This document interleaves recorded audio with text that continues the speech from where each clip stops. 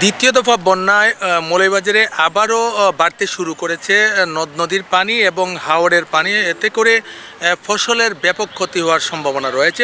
আমি কথা বলেছিলাম উপপরিচালক কৃষি সম্প্রসারণ অধিদপ্তর মৌলভীবাজারের সাথে। তিনি আমাকে জানিয়েছেন যে গত বন্যায় তারা যে রেকর্ড করেছিলেন সেটা হচ্ছে ৬,১৬২ হেক্টর আউশ ধানের ক্ষতি হয়েছে এবং ১,০৫৪ হেক্টর সবজি আবাদের ক্ষতি হয়েছে। এতে করে মোট ক্ষতির পরিমাণ দাঁড়িয়েছে ৯৫,৫,০০,০০০ টাকার উপরে।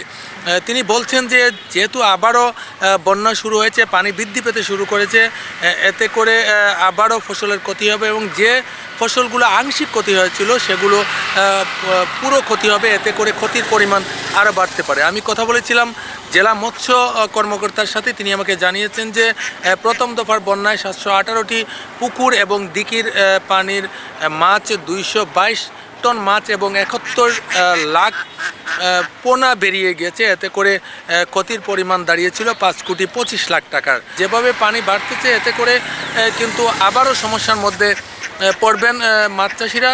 তিনি বলছেন যে এতে করে ক্ষতির পরিমাণ আরও বেশি বৃদ্ধি পাবে।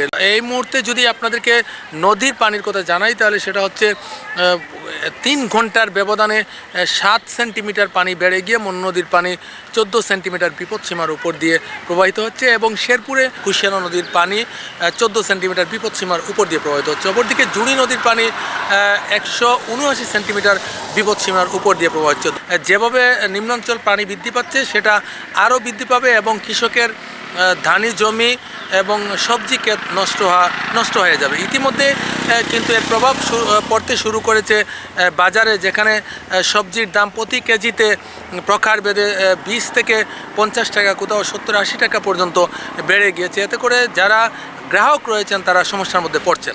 এই ছিল আমার কাছে মৌলভীবাজারের কৃষি এবং সবজি নিয়ে সর্বশেষ। এদিকে রাজধানীতে টান